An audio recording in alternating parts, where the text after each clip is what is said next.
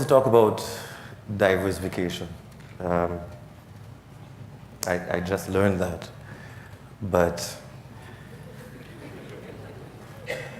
there are a number of things that we have to talk about first before we talk about diversification, however you define diversification.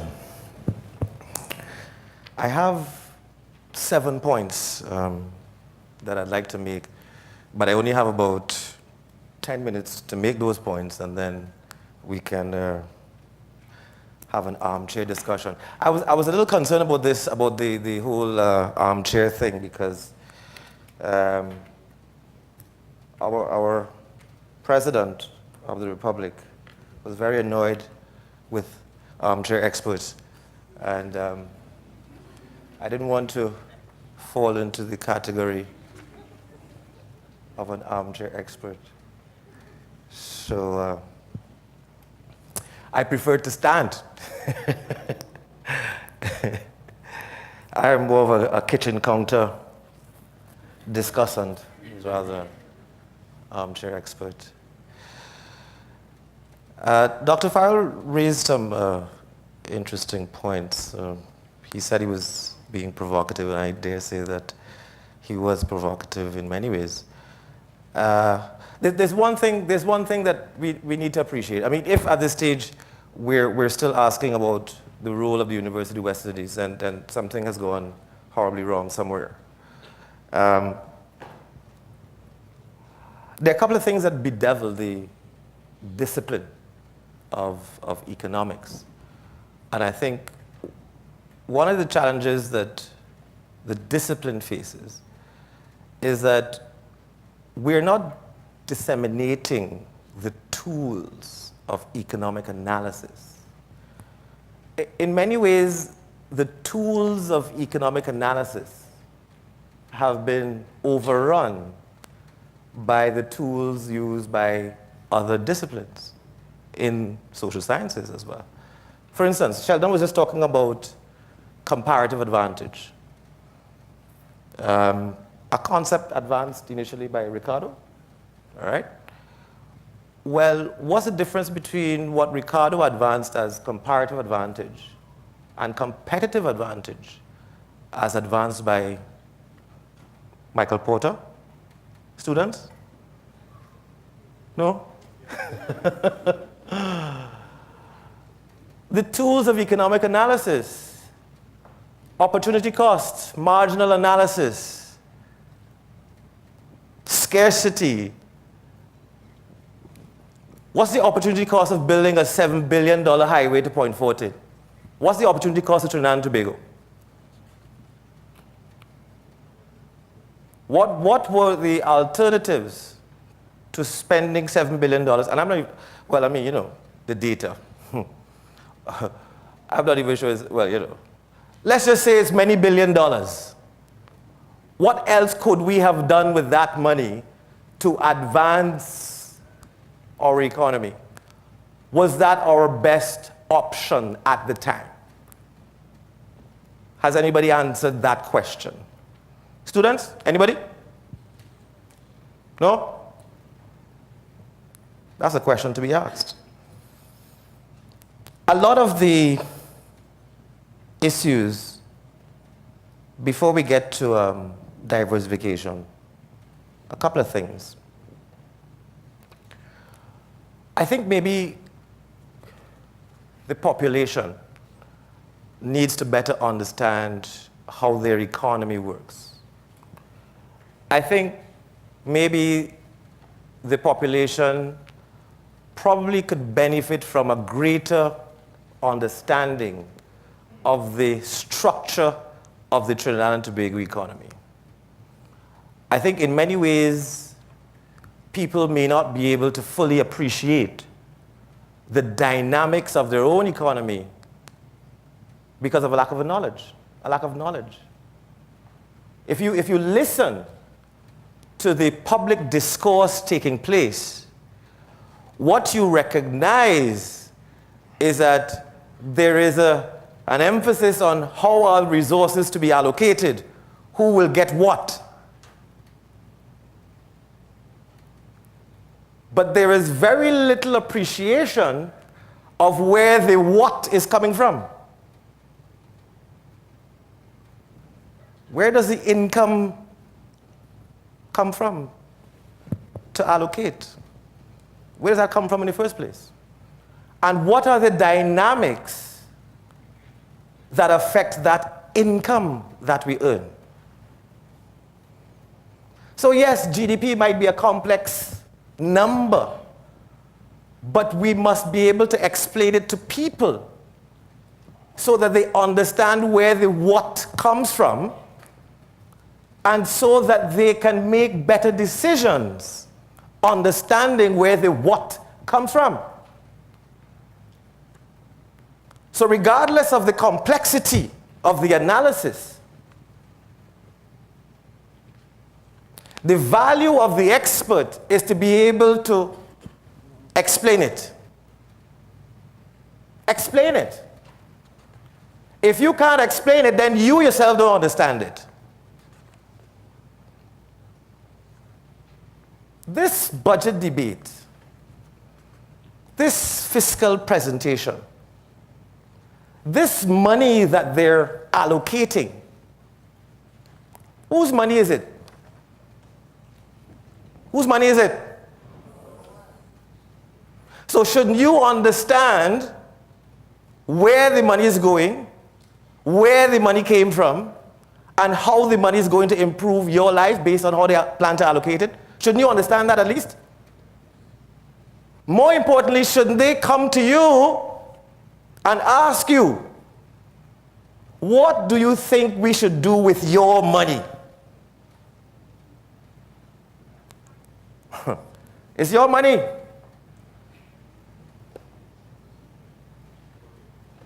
And the thing is that many times we assume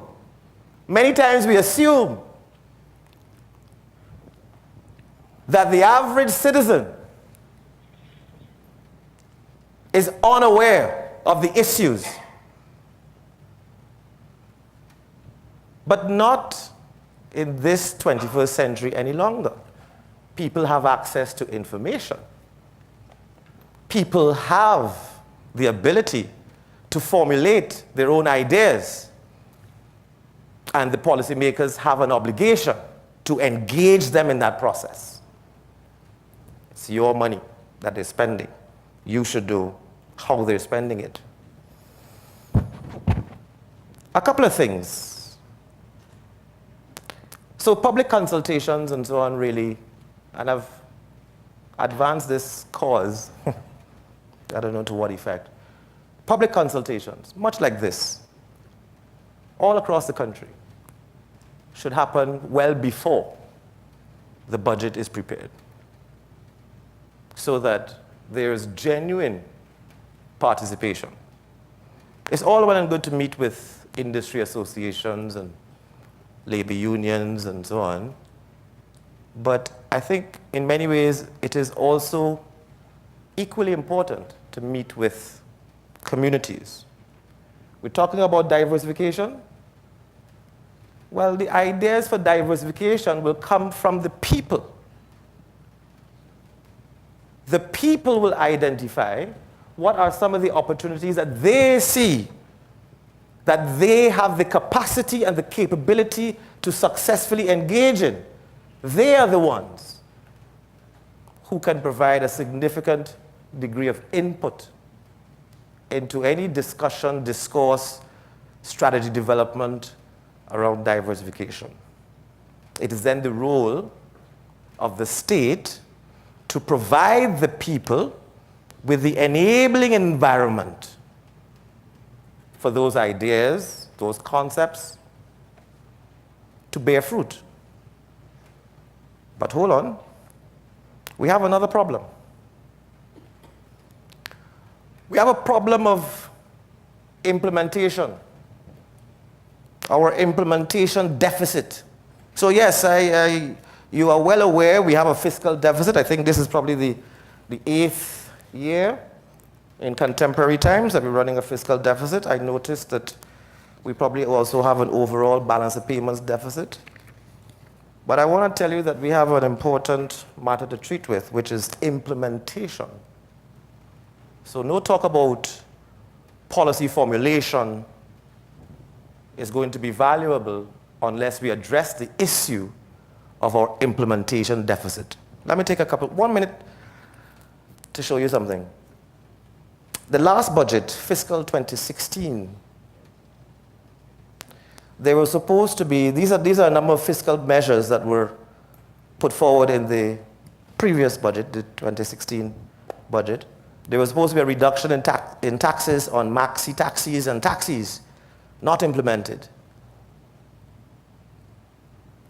Alcohol, there was supposed to be a proposed unspecified increase in taxes and levies, as at that time, not implemented. Same thing for tobacco. There was supposed to be a proposed review of the regime to encourage production in marginal fields and areas of so-called stranded gas, to encourage drilling and increase production of oil and gas, not implemented. Now this is what was supposed to happen in the just concluded fiscal year. Yeah? Oil and gas tax regime again, review of the supplemental petroleum tax on crude oil prices and so on. That review, not implemented.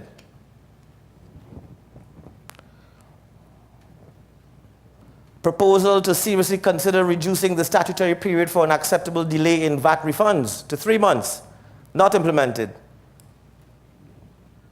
Property tax, enforce collection of property tax using old rates and levels as a starting point, not implemented. Agri-processing tax incentives, tax holiday and other incentives for agricultural processing industries, not implemented. So the good work that is done in formulating policy, analyzing data, selecting strategy, and developing projects, unless we can solve this Achilles heel, this implementation deficit, all of that good work is irrelevant without effective and successful implementation. So that structural issue has to be addressed if we are to even begin to create an enabling platform for diversification to take place. The implementation deficit, our Achilles heel. Sir? One other thing, data quality. Dr. Farrell beat me to the punch. I did hear on the news this morning that apparently these enumerators, statisticians at the CSO may be guilty of data tampering.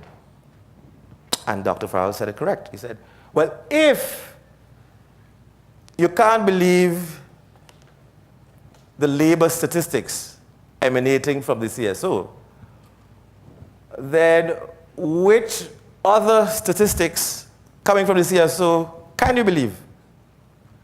So now that institution has a credibility deficit. But it is the centerpiece of national planning. Implementation deficit, data deficit. And our challenge will be to get our parliament to agree,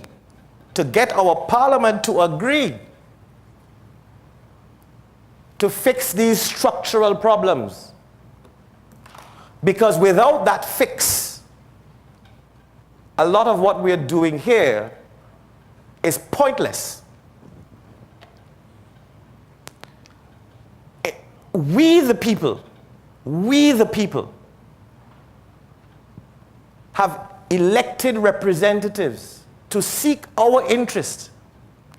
And yet sometimes we the people feel as though we are captives of our representatives.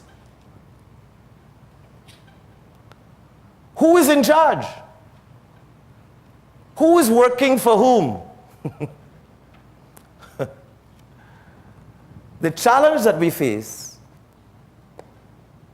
is the relationship between the governors, not you, Mr. Williams, the governors and the governed. That's the challenge we face. So this is a lot more than just about broadening our economic base, diversifying our portfolio of exports. This is about how we govern ourselves and how we allocate our resources. Final point before I go back to the armchair. Politics versus economics. Politics versus economics. One can hardly have a discussion about our economic environment before one is branded a politician of one kind or another. We can scarcely discuss policy without being placed in the camp of one political party or the other. And what we are failing to understand is that unless we are capable of having a dispassionate discourse about the reality of our economic circumstances and how the underlying global economic trends will impact us as a nation, unless we can have that objective discourse, then we are going to be like the boiling frogs. You know the parable about the boiling frog? If you put a frog in hot water, it will jump out, self-preservation. But if you leave a frog in a beaker of water and you gradually heat the water, the frog continually adjusts and adjusts and adjusts its internal functions until it may be too late for the frog to get out of the water, and it dies. In many ways, as citizens, we have been adjusting and adjusting and adjusting. Adjusting and adjusting and adjusting. Well, I'm hoping that we find a way to get out of the hot water. Thank you.